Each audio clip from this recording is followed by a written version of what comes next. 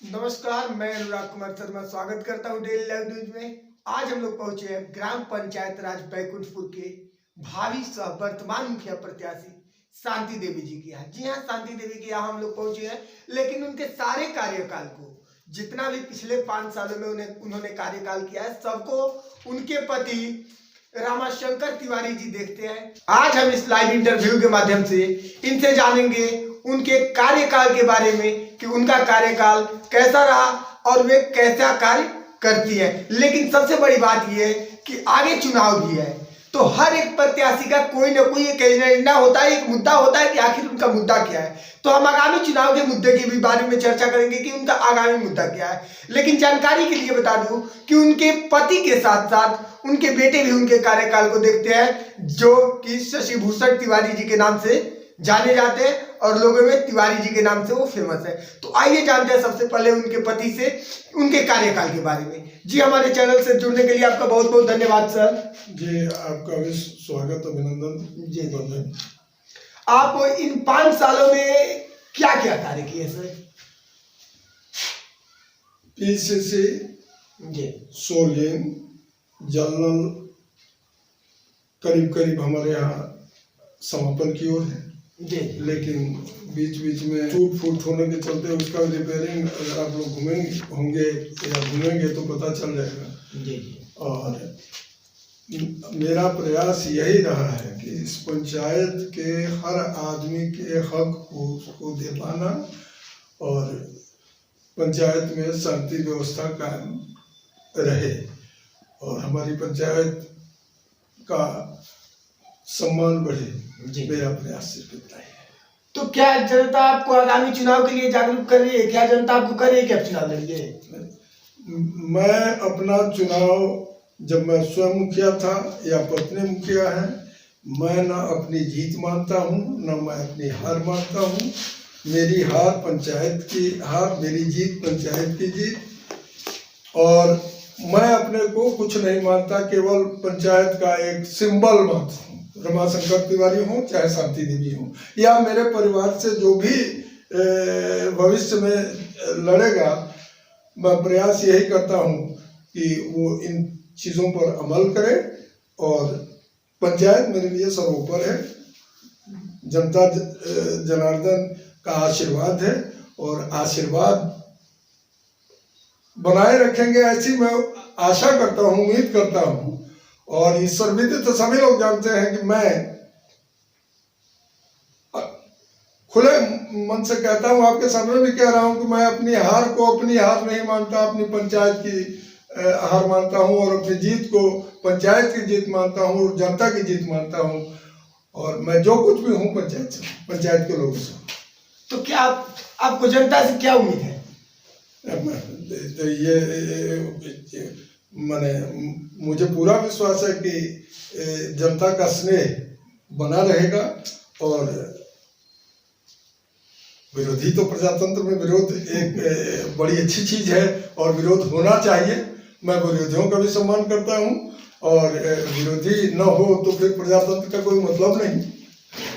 तो हमारे live interview के माध्यम से आप जनता को क्या बताना चाहते हैं? जनता भी आपको देख रही है। जनता देख रही है तो मैं जनता से करबद्ध निवेदन करूंगा कि अगर मैं कुछ भी जो आपको पसंद नहीं है तो उसकी खुली छूट मैं सबको देता हूं। और मैं ही एक ऐसा मुखिया हूं कि मुझसे जो भी गरीब लाचार, किसी जाति का, कोई विधवा या जो भी हो, मैं खुल के उनकी बात करता हूं और उनकी बात सुनता हूं। और ये अधिकार है।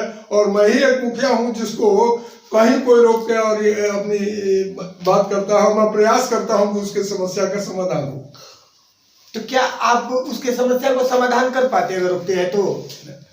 मैंने जितना अपने दायरे भर, मैं कोई सुप्रीम अथॉरिटी नहीं हूँ। मैं किसी की सिफारिश के लिए अंचल, ब्लॉक, हॉस्पिटल या थाना अथवा जहाँ भी हो उचित इसके लिए। और मैं थाने में भी जाता हूँ तो थाना भी यही जानता है कि मुखिया जी केस सलटाते हैं, केस कराते नहीं, उलझाते नहीं। उलझाते नहीं। जी जी बिल्कुल बिल्कुल। और ये मेरा ट्रेडमार्क है, इसमें कहने की जरूरत नहीं है, ये पता चल जाएगा पंचायत में, प्रखंड में भी। मैं एक राजनीतिक दल का प्रखंड का अध्यक्ष भी रहा हूँ।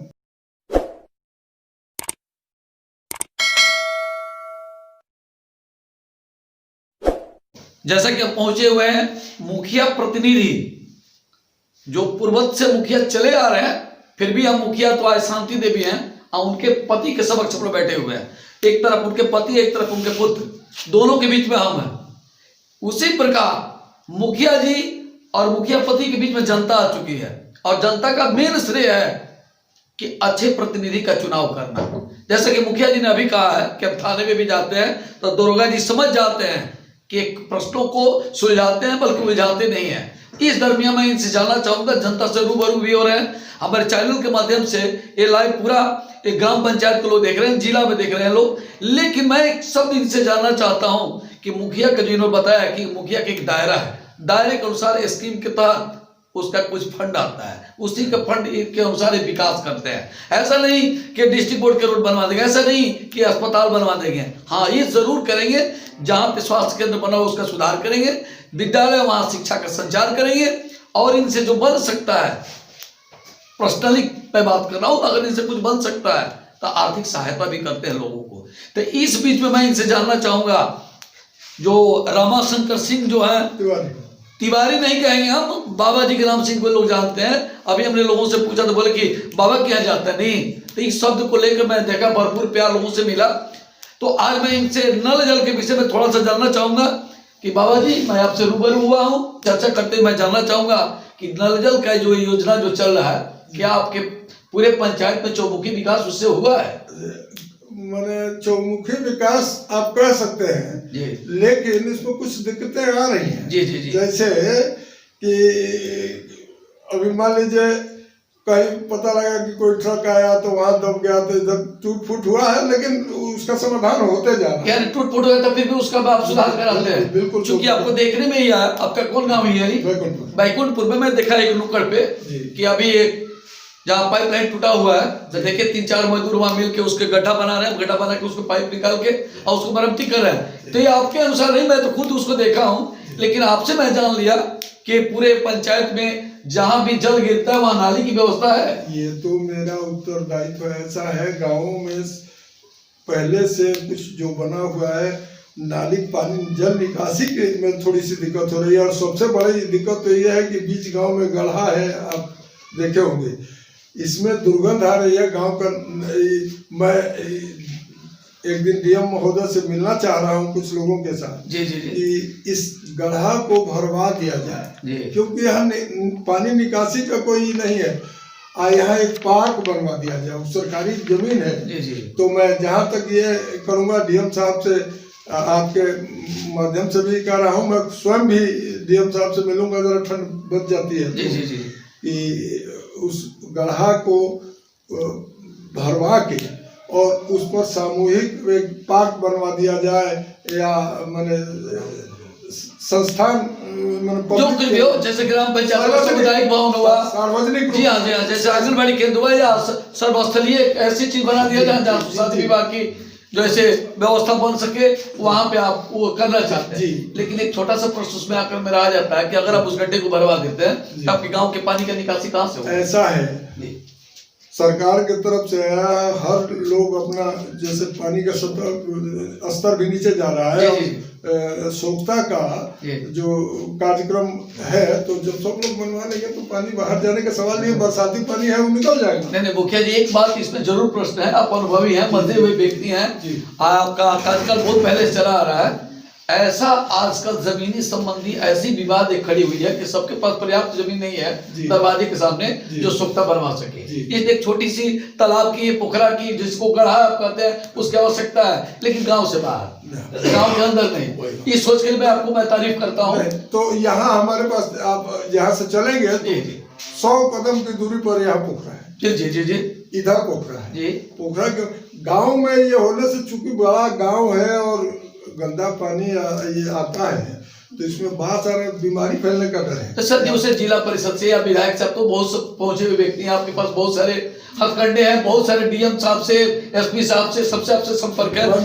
मैं वही आपसे अर्ज कर रहा हूँ कि मैं डीएम साहब से स्वयं ग्रामीणों को लेके और पंचायत के लोगों को लेके जाके और चाहूंगा जो मुआयना करने और देख ले जी जी जी कि जल का निकासी का कोई अगर असल में लोगों ने घर बनवा लिया, किसी का घर तोड़ना नहीं, एक मुखिया के दायरे की बात नहीं है। नहीं है, उसको कितना हटा पाएंगे आप? हाँ, हम पुनर्वास तो हमारे अंदर नहीं है कि हम दूसरे का घर बनवा के उसको तोड़वा दें, यही करें।